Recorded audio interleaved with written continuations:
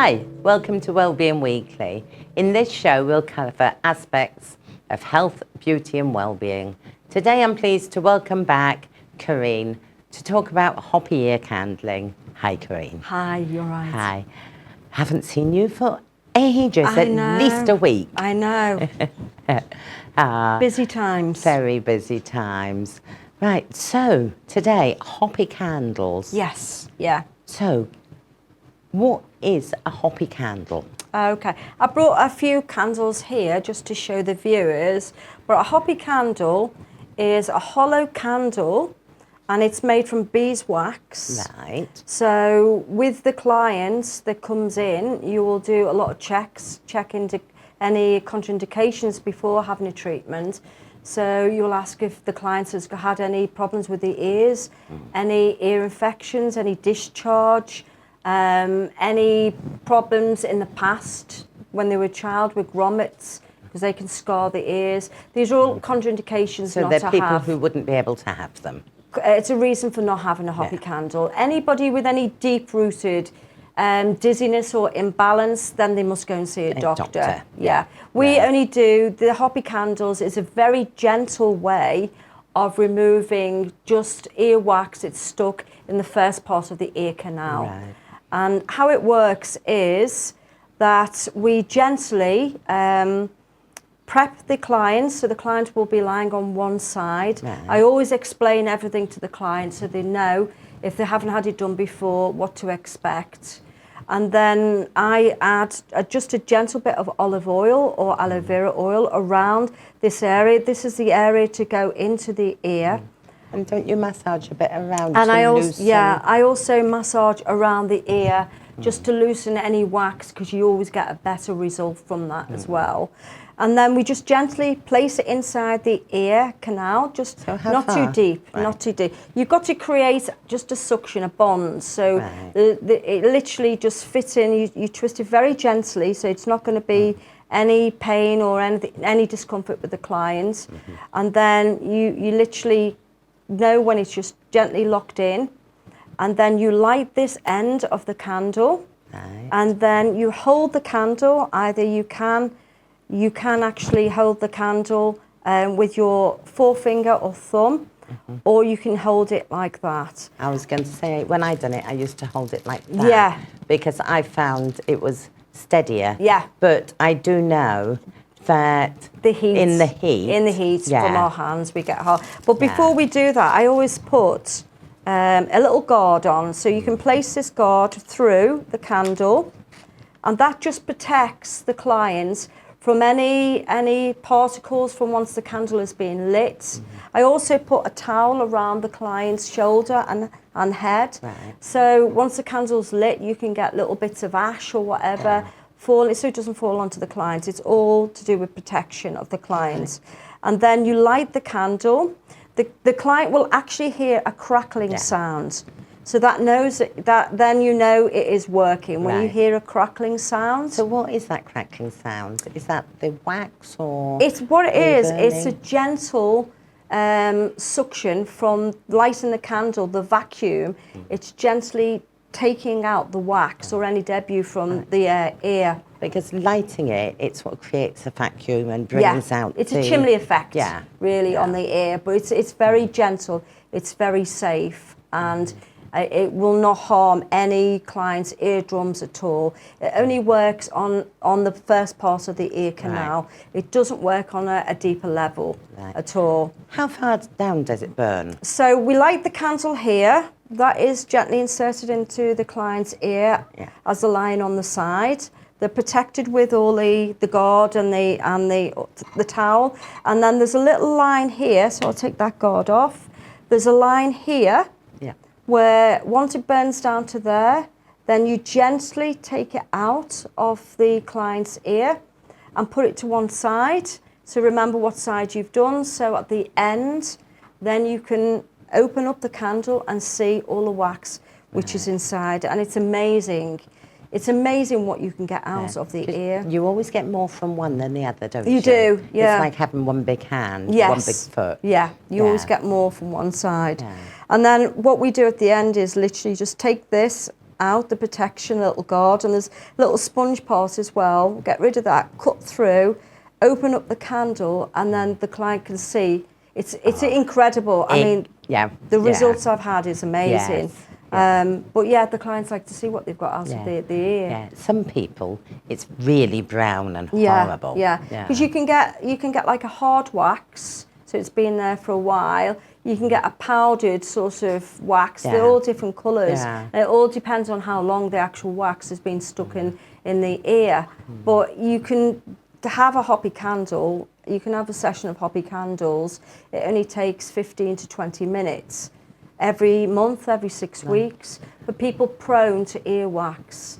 It's not really good idea to get those little Q-tips that we all used to use. You're pushing the wax into the ear. You're not pushing it out. I mean, as I've mentioned before, anybody with any deep-rooted problems, then you go and see the doctor. We always recommend that.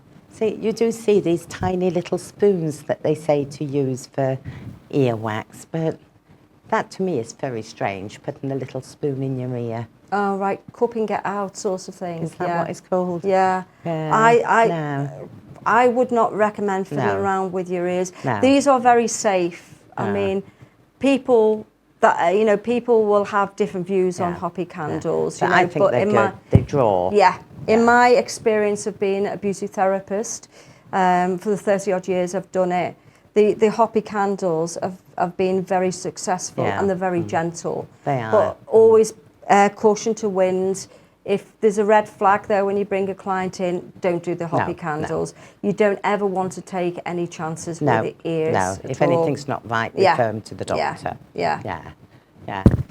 So the benefits, other than clearing your ears out? Yeah, absolutely. Your hearing? Hearing, nasal. Yeah. So if you have any nasal, some people suffer with a lot of problem with sinus problems. I suppose it's all ear, nose and throat, all connected. So it can open up, help with sinus problems. It's great in this heat at the moment because a lot of people are suffering from allergies. I'm not saying it's going to clear an allergy, but it'll clear out any sinus problems that you have, any sort of fluid or anything around the orbital area. It will clear it all out. I had it once when I had a sinus infection, and you know when your cheeks really, really, really hurt. And you do it, and it's a relief, isn't it? Such a relief. It's a relief because it's taking any build up of anything. It opens up ear, nose and throat. It's all connected. So it's a worthwhile treatment to have done, and a lot more people are having it today because the candles have evolved so much, so they're a lot faster, gently removing the wax. And they're very safe. They're very safe. In the olden days, men used to think facials are for women, Hopi, anything to do with beauty was for women.